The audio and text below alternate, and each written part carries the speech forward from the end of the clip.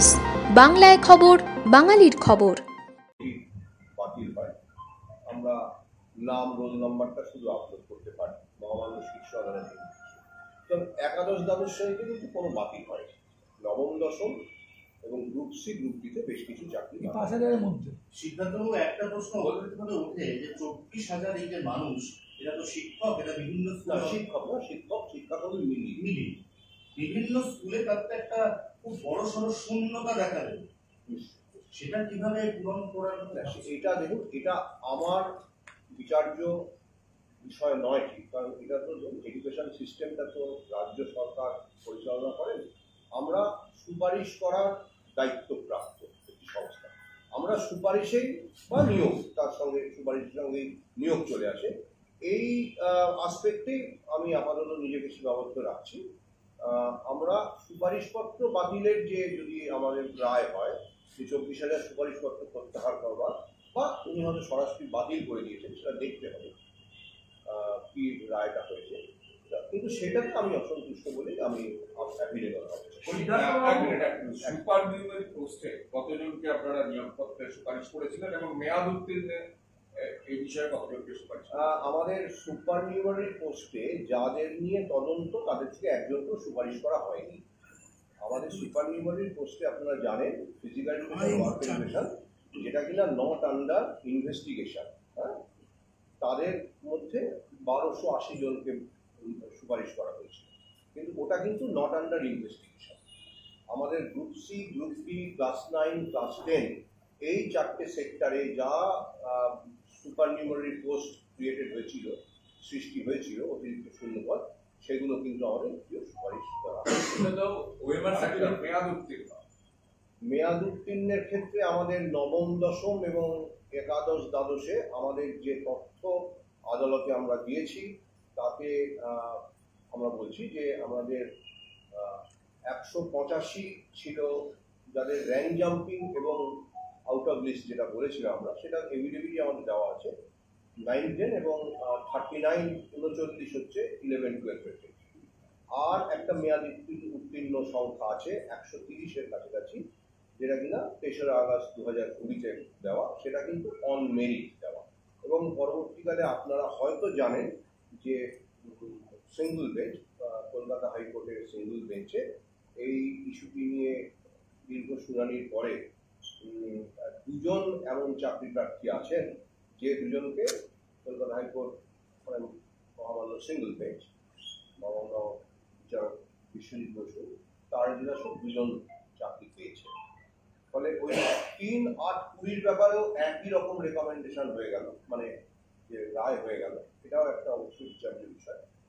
যাই হোক, সেটা তো আমাদের দেখতে হবে, পুরোপুরি রায়টা না মেয়াদ উত্তীর্ণ তাহলে ১৮৫, ৩৯ এবং ১৩০ মোটামুটি ১৩০-এর মধ্যে বেতন সুদ সমেত ফেরত দিতে বলা হয়েছে।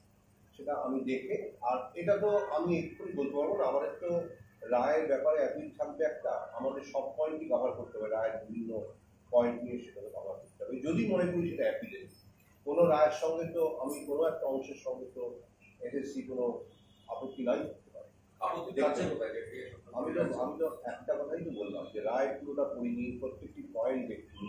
আপনি যেটা মুখে রিপোর্ট করছেন আমাকে, সেটাও আমাকে পড়ে জানতে হবে, আমার আইনজীবীদের সঙ্গে কথা বলে জানতে হবে। আমি তো প্রচার মাধ্যমে রিপোর্টের উপর বলতে পারবো না। আমি যেটুকু বলতে পারলাম সেটুকুই, যে সাদামাটা একটা হিসাব, যে ৫,০০০ অভিযোগ কেন্দ্রীয় তদন্তকারী সংস্থার পক্ষ থেকে, আর ২৪,০০০ মোট চাকুরিজীবী বা চাকরি করছে, চাকুরিরত, তারা বাকি ১৯,০০০-এর ক্ষেত্রে যে কি পেলেন মহামান্য আদালত বাতিল করবার যোগ্য মনে করলেন, সেটা আমাকে সিদ্ধার্থবাবু, আদালত একটা বিষয়ে বলেছে এই রায় দিতে গিয়ে যে এত পরিমাণ বেআইনি হয়েছে যে কে আসল কে বেআইনি এইটা পৃথক করা কার্যত দুঃসাধ্য। এমনকি রাজ্যকে তারা তাগাদা দিয়েছিলেন, কোটান কোটে এই কথা বলেছেন, তাগাদা দিয়েছিলেন, কিন্তু সেটা হয়নি।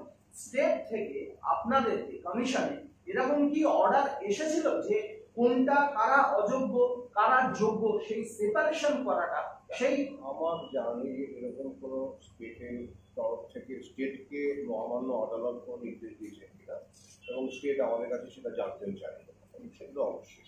কিন্তু মানে এই মামলা চলার পরে আর এরকম কোনো নির্দেশ দিয়েছিলেন কিনা আমার জানা নেই। এটা আমাদের অ্যাকচুয়ালি আমি একটা কথা বলি, এই যোগ্য অযোগ্যদের যে মানে কি বলবো বিভাজন, সেটা তো আমরা অবশ্যই এভিডেভিট সহকারে এই কোর্টে কিন্তু পেশ করেছি যে আমাদের চোখে, এবং অবশ্যই সিবিআই এর অনুসন্ধানের পরে কতজন মোট নিয়োগ পেয়েছেন, আমাদের তরফ থেকে সুপারিশ পেয়েছেন, এবং কতজনের ব্যাপারে অভিযোগ আছে। এই যে আলাদা করে দেওয়াটা, যে ওএমআর সংক্রান্ত অভিযোগ, র্যাঙ্ক জাম্পিং এর অভিযোগ, কি আউট অফ প্যানেল, এইগুলো আলাদা করে কিন্তু আমরা মহামান্য আদালতের কাছে পেশ করেছি। আমাদের কাছে এই তথ্যটা আমাদের কাছে থাকে। 5,000 জনের বিরুদ্ধে কি ব্যবস্থা নিয়েছেন আপনারা? যেটা আমি বলেছিলাম যে 5,000 জনের ব্যাপারে এই মুহূর্তে ব্যবস্থা নেওয়ার তো কোনো ছিল না, অবস্থা ছিল না, কারণ ওটা তো বিচারাধীন ছিল। এক সময় ব্যবস্থা নেওয়া হয়েছিল 9-10 গ্রুপ সি, গ্রুপ ডি, 11-12টা হয়নি। সুতরাং তারপরে স্থগিতাদেশ হয় এবং তারপরে স্পেশাল বেঞ্চ গঠিত হয়। সুতরাং এই অন্তর্বর্তী সময় তো আর ব্যবস্থা নেওয়ার কোনো সম্ভাবনা নেই। সিদ্ধার্থবাবু, ওএমআর সিটগুলো যদি পুনর্মূল্যায়ন করতে হয়, আপনাদের কাছে কি ওএমআর সিট আছে? ওএমআর সিটের পুনর্মূল্যায়নের ব্যাপারে কোনো রায় হয়েছে কিনা আমি জানি না। হ্যাঁ, এটা শুনানি চলাকালীন মহামান্য আদালত কখনো কখনো বলেছে যে তোমরা কি করতে পারবে। আমাদের কাছে সিবিআই এর কাছ থেকে যা হার্ডডিস্ক মারফত যা এসেছে সেটা আমাদের কাছে আছে। বাকি যে কিছু নেই সেটা তো আপনাদের কাছে সবার কাছেই জানা।